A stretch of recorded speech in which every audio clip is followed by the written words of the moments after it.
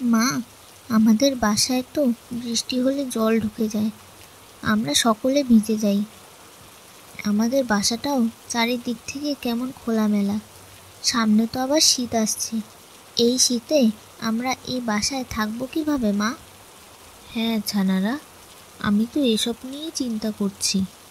আমাদের তো তেমন অবস্থা নেই যে বাসাটাকে নতুন করে মেরামত করব। কিন্তু এই বাসায় থাকলে তোমাদেরও ভীষণ কষ্ট হবে।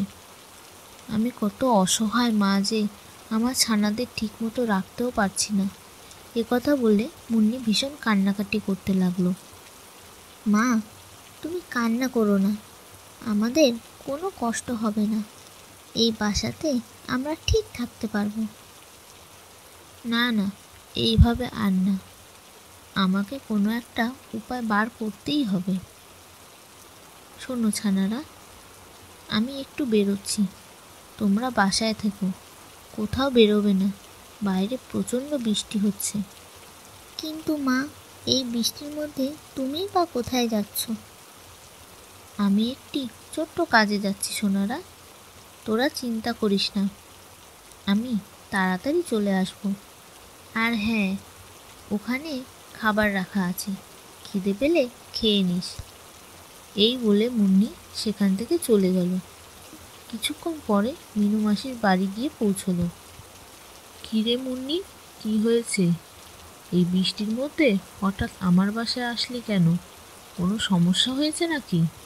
মিনু মাসি, বলছিলাম কি, তুমি তো জানো আমার বাসাটার অবস্থা ভীষণ খারাপ।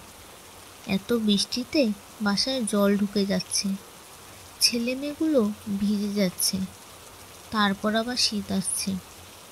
আর তোমার বাসাটা সেই দিক থেকে অনেকটাই পোক্ত আর বড়। তুমি তো বাসায় একাই থাকো, তাই বলছিলাম যদি এই শীতের কদিন ছেলেমেয়েগুলিকে নিয়ে তোমার বাসায় থাকতে দাও তাহলে খুব উপকার হয়।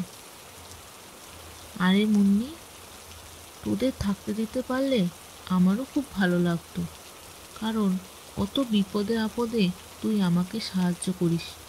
কিন্তু কি করব বল, শুনলাম শহর থেকে ছেলে আর বউ আসছে তাদের ছেলে মেয়েদের নিয়ে। শুনলাম এই শীতটা নাকি তারা এখানেই কাটাবে। এ তো খুব ভালো কথা। এতদিন পর তোমার ছেলে বৌমারা সবাই আসছে। ঠিক আছে মাসি, আমি দেখছি অন্য কোনো ব্যবস্থা করতে পারি নাকি।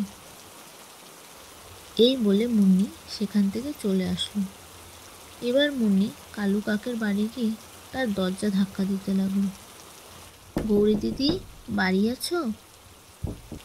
কী রে মুন্নি, এত বৃষ্টির মধ্যে তুই হঠাৎ, কি দরকার? গৌরী দিদি, বলছিলাম কি, আমার বাসাটা তো তেমন ভালো না, জল পড়ে বাচ্চাগুলো ভিজে যায়। তাই তোমার বাসায় যদি কয়দিনের জন্য আমাদের থাকতে দিতে, বর্ষা কমলে আমরা নতুন বাসা বানিয়ে নেব। কি বলছিস তুই? এই বাসাতে আমাদের নিজেদেরই জায়গা হয় না, তারপর তোদের এনে রাখলে আমার বাসা তো ভেঙে যাবে। মাথা খারাপ নাকি আমার? তারপর দেখা যাবে তোদের জন্য আমরাও বাসাহারা হয়ে ঘুরে বেড়াবো। যা যা, যেমন বাসা আছে সেখানে গিয়ে থাক। এই বলে গৌরী মুন্নির মুখের ওপর দরজা আটকে দিল। এদিকে মুন্নি সব জায়গা থেকে প্রত্যাঘাত হয়ে মন খারাপ করে ফিরছিল। মুন্নি বুঝতে পারল এই বর্ষায় সে কারো কাছে আশ্রয় পাবে না। মুন্নি বৃষ্টিতে প্রচণ্ড ভিজে গিয়েছিল বলে একটি বাসার পাশে আশ্রয় নিল। তখন হঠাৎই একটি শব্দ শুনতে পেল। বাসার মধ্যে দিয়ে কেউ যেন গোঙাচ্ছে। এই শুনে মুন্নি বাসায় প্রবেশ করল।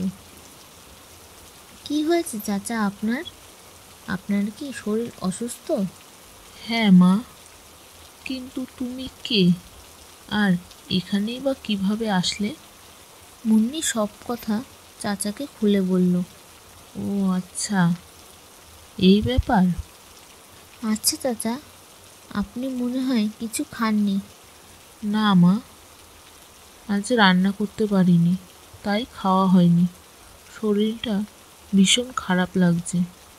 চাচা, আমি কি আপনার জন্য একটু রান্না করে দেব? হ্যাঁ, যদি একটু দিতে পারো তাহলে তো ভীষণ উপকার হয় আমার।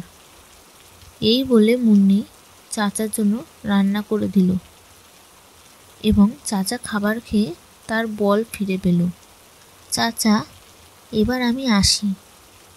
আমার বাড়িতে আমার ছেলে মেয়ে দুটো আমার জন্য অপেক্ষা করছে। দাঁড়াও মা, তোমাকে একটা কথা বলবো, রাখবে? কি বলুন চাচা? আমি এই বাসায় একাই থাকি, আমার নিজের বলতেও কেউ নেই। যদি তুমি তোমার ছানাদের নিয়ে আমার এখানে এসে থাকো তাহলে আমার মনটাও খুব ভালো থাকবে, আবার আমি তোমার হাতে ভালো খাবারও খেতে পারবো। মুন্নি তো চাচার এই কথা শুনে খুব খুশি হলো এবং তখনই চলে গেল এবং বাচ্চাদেরকে চাচার বাড়ি নিয়ে এলো। এরপর থেকে তাদের আর কোনো কষ্ট হলো না। আস্তে আস্তে বর্ষা, শীত সব হাসি মুখে কাটিয়ে ফেললো।